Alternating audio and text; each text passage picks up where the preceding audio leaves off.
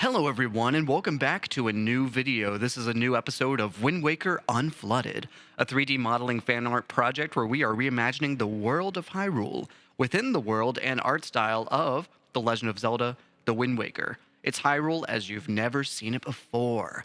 I've been so excited to tackle this project. This is, as you know, if you've played Wind Waker, you know that all the islands of the Great Sea are actually the mountaintops of Hyrule, but we never get to see what's below the ocean, just a small portion of Hyrule near Hyrule Castle. So this project is all about fully realizing that sunken world that was left beneath the waves that we never got to explore. I know so many of us Zelda fans, we are explorers at heart. And so this project is just all about fulfilling that desire to see that entire world, that entire fully realized world of Hyrule within the art style of The Legend of Zelda, The Wind Waker. So join me today as we work on, refining a location that I've been working on for a while. This is a location from Breath of the Wild that I'm bringing into the world. This is the Great Plateau. And I know there's so many lore questions you could have about the Great Plateau. And I love just the kinds of questions that these kinds of things open up in these videos. This kind of like, all right, like it existed in Breath of the Wild. Is this a kind of location that was just off screen during other games like Ocarina of Time or A Link to the Past? Is this something that we can infer would have been in Hyrule in the Wind Waker? And it takes a little bit of creativity, a little bit of extrapolation, and a little bit of retconning, but like that's I don't know. It's been a joy to face some of those questions and to just try to figure out like what is able to exist within this world of Hyrule. I specifically kind of want to work on this kind of south region of the Great Plateau, and kind of fill in. I had these caves that connected from the outside where you would be able to rise up through the Great Plateau through these caves, and I wanted to be able to connect those caves to the exterior and be able to like kind of rise up out of it. I mean, this is a new detail, but I think it makes sense within, given the height difference of the Great Plateau and the surrounding terrain. It makes sense to kind of have a network of caves. I think there could also be a bridge that could like a raised up bridge that could be built, maybe facing like a tower or something. But I kind of want to imply that would be a newer structure, so that like traditionally, like it's more of a, I don't know, maybe even that's something that like if this were a game, it's like you would unlock the bridge, right? Like you would be able to, it's just those kinds of things. It's like I'm not making a game, but I want to think about like what are ways in which you can approach this as like a Zelda experience. It's more interesting to think about that way, even if you're just looking at a map. So anyway, we're doing live commentary while modeling this time, and we'll see if that slows me down. It very well might, but I wanted to try it just to shake things up because, often, I do all my commentary in post, and I thought that it could be more interesting to kind of return to this live style. I do that every now and then, and it might be more engaging and connect creative decisions to like the modeling process, just to kind of like be able to respond to things as I'm making them and be able to talk through that process, because that's something that might get lost if I'm not actively doing voiceover while modeling. I've gotten comments before, and I always appreciate y'all's comments when y'all let me know. Let me know any criticism y'all have. But I have had people tell me that sometimes when my voiceover is too divorced from the modeling, like sometimes I get into interesting discussions that I think are interesting, but if they're not related to the video, it means you may be watching a bit of modeling and you're going like, what is Joe doing? Like, what is he doing? And he's not talking about what he's modeling, so I don't know, And I don't want y'all to feel like that. I want to be able to respond to those kinds of questions as you have them per chance. But anyway, let's work on just continuing to work on these caves, thinking about how the this kind of spiraling pathway is going to ascend the cave network. That's what we're working on today. Now let's zoom things in so you can get a closer look at the work as it's happening. I want you to have the best seat in the house, right? That's important to me.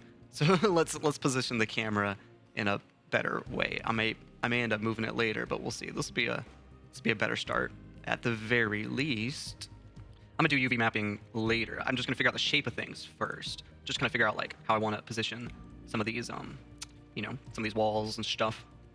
This is a pretty narrow path, and I'm wondering about that, if I should like kind of bulk it up, kind of create a safe spot for the player, theoretically. I don't know, I'm thinking about that. These are all things I think about, like what would be the experience of, traveling. But I think these paths are wider than they look. This is like, when you're in it, this is a pretty big cavern. So I think that's the truth. You just may not be able to tell because of the scale right now.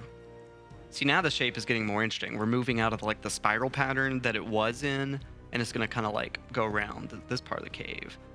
I have to now figure out like, well, how's it gonna get out? Like, all right, so let's go in that direction, but then is it gonna be high enough to, I have some questions yet to answer. So some of the modeling process is actually quite simple. So you see here, I've basically just been following paths I've already created, and now I'm just filling in the gaps. I'm like literally filling in the gaps. Like there are these pathways that are vertically aligned, but there's nothing in between them. So now let's make some walls to connect them geometrically. Let's fill that. Boom. I mean, it'll look better after I've UV mapped it. But as a start, like it's coming together. It's more of a cave than it used to be a second ago. It's progress. Where to next? This is the big question. This is what everyone's asking me. Joe, like when people get that high and it's like, like where are they going to go next? I don't know yet. I don't know. And I'm wondering too if there needs to be like something happening on the other side, like as if this is I'm just thinking about like if because right now it's just like a long path, and that's not the most interesting thing. I feel like it should be more, something should be breaking it up in some way, or at least like diverging from it in an interesting way. I don't know. Maybe there could be something like just like a little loop or something. I don't know. See, this is more interesting. Now there's like a choice of which way to go. Could it be this simple to like do like this thing? Just like there would be a wall between them. It's not the full cavern wall, but you see what I'm going for? I just want it to feel more natural. That's all I'm going for. Just like a more natural shape. We're getting close to the top of the plateau, so we're not far. If I can just kind of, just thinking about where the entrance, like where they come up out of the cave. That's the question. I don't fully know yet, but that's okay. I don't have to fully know. There can still be some mysteries left, and that's a beautiful thing. So that's more interesting. It's like the right path is like not immediately visible. It's just a little bit more interesting. Let's kind of follow this shape for a second. See where that takes me. Now I do want to think about like how it's going to exit the cave, because I have ideas. And I think it's just going to be kind of a hole in the ground that kind of comes up, and you'll see it kind of spiral down from above. But I'm not exactly sure how it's going to all fit together with the surface. That'll be a little bit of a surprise. I'll figure out as I'm working on it. Just excited to find it out with you. We'll find out at the same time. But I guess, yeah, like just with that in mind, I'm just trying to figure out, like, should I loop back along this ridge? Should I keep going and kind of like spiral into the middle? Like something that kind of is, it's not a part of this like kind of walled, tiered structure anymore, but kind of comes into the middle over it, like an overhang. I think that's the move. I think that'll be more interesting either way, whether it's like about to be the exit or not. So let's do that. Yeah, this is gonna be cool to have this kind of tiered off structure. I'm not exactly sure how that's now going to fit into this like kind of wall thing, but I'll figure that out in a bit. I like the idea. It's just might take a little bit of creativity, but ain't that always the way? So let me let y'all in on the process. I don't know if I'm really communicating the struggle of this, but I have this shape here that I want to just look natural. That's essentially the question. It's just, how do I connect this shape to that shape, and how do I do it all in a way? Because I'm just kind of, this is an improv piece of design here. I'm sorry about the textures. It'll look better eventually, but just geometrically, these are questions I'm asking. So it'll be interesting to figure it out with you along for the ride. So let's do it. Let's figure out something. I see what's happening. It's like I'm creating like another room kind of thing, which is interesting, but it makes it hard to figure out. So sometimes to address a problem, you just have to ask, well, there's a lot I don't know, but what do I know for sure? And if you can figure out like that kind of side of the problem, that'll help a lot in figuring out the unknowns. So let me just yoink. This will be good enough. But I think before we continue, I think it's time for a short message. So I will talk to all of you again after the break. See you then. If you want to be able to support me as a creator, there are several ways that you can make possible the creation of everything that I do. Become a Patreon member. I post all kinds of exclusive content that you can only see first on Patreon. Stuff like behind-the-scenes content for my filmmaking projects, whether that's in-progress scripts, storyboards, rough cuts, anything for my newest films that aren't posted anywhere else besides Patreon. So become a member. There's a whole range of prices, and you can support me even in small ways. That's super meaningful. Supporting me on Patreon too gets you in the credits list of any film that I release while you're a member. And like I said, even a little goes a long way. You can also collaborate with me now through Fiverr. I offer a range of services that could help bring your project to life. And if you've heard any music in the background of this video, that was my music. So feel free to look me up on Spotify or Apple Music or wherever you listen to music. Type in Joe Kendrick. That's JoeKendrick. Look up Joe Kendrick on Spotify. Supporting me is super meaningful. I don't make any ad revenue on Wind Waker Unflooded. If you see an ad on the videos, because YouTube is putting ads on my videos, I'm not making any ad revenue from this project. It's completely not monetized for me. So if you want to be able to support me as a creator, any way that you can do that means a lot, and it goes towards the creation of all that I do. So thank you to everyone who's supported me along the way. Okay. And so somehow, how's this gonna work? How the heck is this gonna work? This tells me a lot. Alrighty. Okay, so that works. But what I need to figure out is the transition points between all of these things. So like internally, this is now all consistent. And I like a lot of the stuff that's happening with that, but now like it's more interesting than I thought it would be. And it creates different kind of like, there's different things barring your view. So it's like, it's interesting when you can discover a path and when you can discover where it goes. That's the goal, is that there's those kinds of interesting moments as you follow a path, as you look at where it leads. But there's also some questions like, well, how's this all gonna make sense? Like we have different walls that are facing different ways, and that matters. Like that's something I need to think about. I'm sorry that there's so many just ugly, like, unmapped textures like on screen right now. But like, I promise you, this is part of the process. It's like figuring out like just how these shapes go together, what makes sense, what works. Like sometimes it's ugly at first, and it requires a little bit of like, well, I don't really know where things are going. But then there's a moment where it all clicks, and I think we're approaching that moment. Hopefully, we'll find out in a second. Sometimes you're just connecting things. I've talked before in videos just about like the different parts of how I approach modeling creativity. Sometimes you're doing something really sexy, and sometimes you're just like connecting two separate ideas that you've already started to figure out.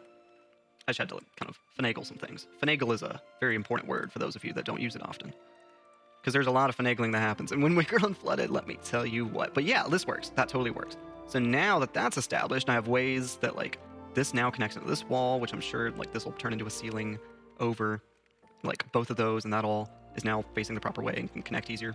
I could even like go ahead and connect that to that if I wanted to. I'm not exactly sure, like this wall's going up and this wall's going down, so what's the transition point between them gonna look like? Not sure yet. Let's find out.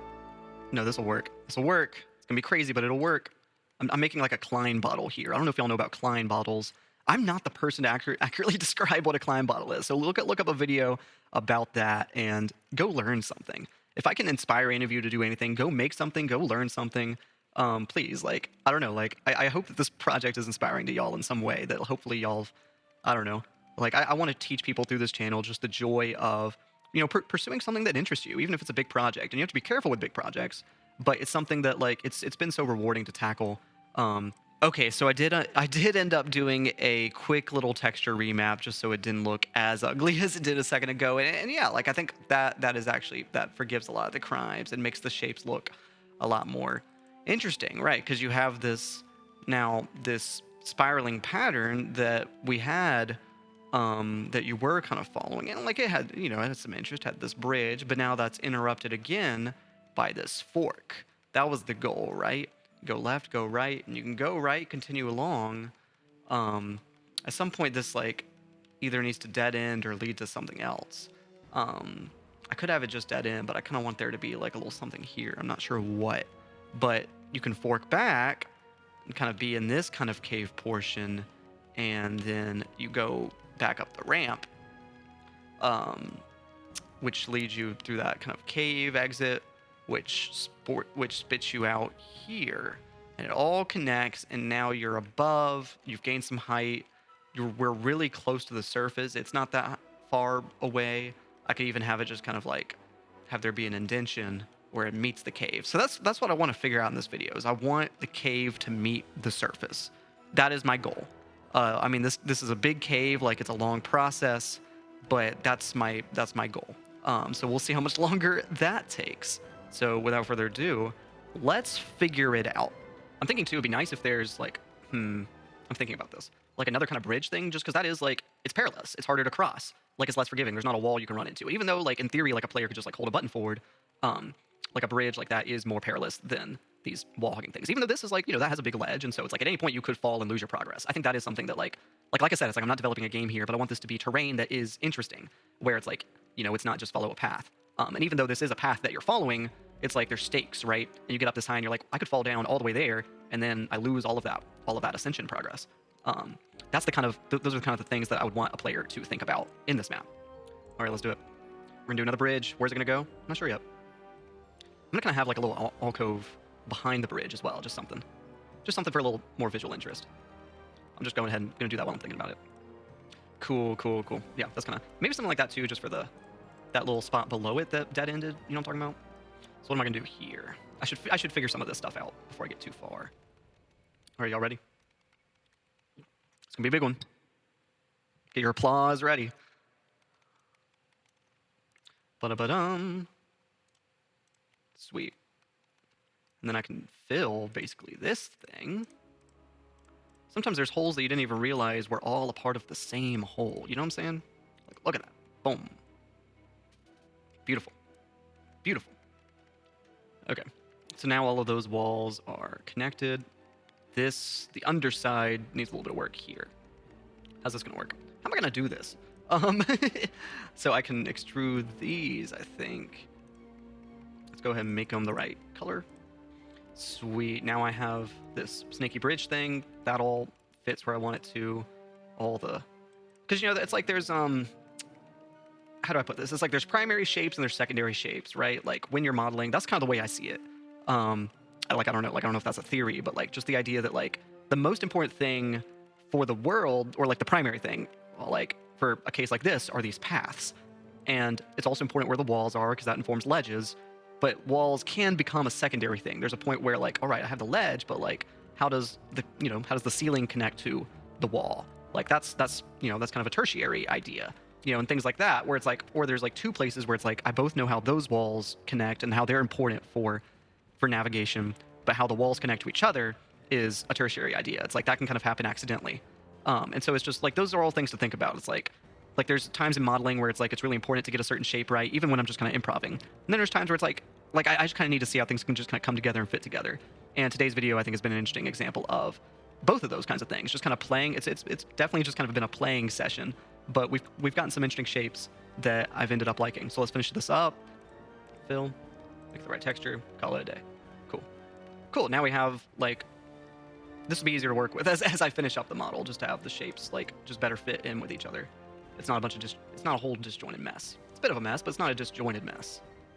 Am I gonna do that today? Am I gonna make the ceiling? It wouldn't be that hard to. I don't know. I mean, there's still some other questions to figure out, like this side, right? Like this side needs to have walls, and that's not figured out yet. There's questions left to answer, and I'm kind of like, I do have to figure out like how exposed these sections are. That may be a problem for another time. I'm just kind of looking at it and thinking right now. How am I gonna do this? How the heck am I gonna do this? Let's see. I know the kind of shape I'm going for. It's gonna be like this. How am I gonna turn this inside cave wall into an exterior cave wall? What's the transition point gonna be like? That's what we're figuring out today, but we're almost there. We are almost there. Can't be the same wall. That's the issue, but that's okay. That is an issue I can deal with. Where is my grass texture? There it is. I've been looking for you. Cool. So that's going to work for the cave exterior. Now, how do I make the interior transition to that point? This is going to be a fun challenge, but it's still a challenge yet to solve. So I like this just like immediately going into the bridge of death. I think that's exciting. I like that. But how's this all going to fit? This will be cool, though. I'm excited to finish this part of the map, because this has taken me a while to figure out how to make this work, and so it's exciting to kind of start to put the finishing pieces together. That's exciting. Kind of going blind here and just laying some shapes down, gonna see if they work later. You know what I'm saying? That's part of the process. Sometimes it's a little trial and error and experimentation, and that's part of the fun. So, with that in mind, I promise this will look better once I've remapped some textures. There's some ugliness to it right now, but that gives it charm, right? Right. Okay. So there's some stuff happening over here that I need to work on. Can this work? Is that gonna clip through something? Nah, I got it. I got it. Yeah, I do. We're getting there. There's some messiness here and there, but we're getting there. I mean, like, there's, like, from the outside, there's stuff that looks weird, right? But, like, on the inside, it should all work.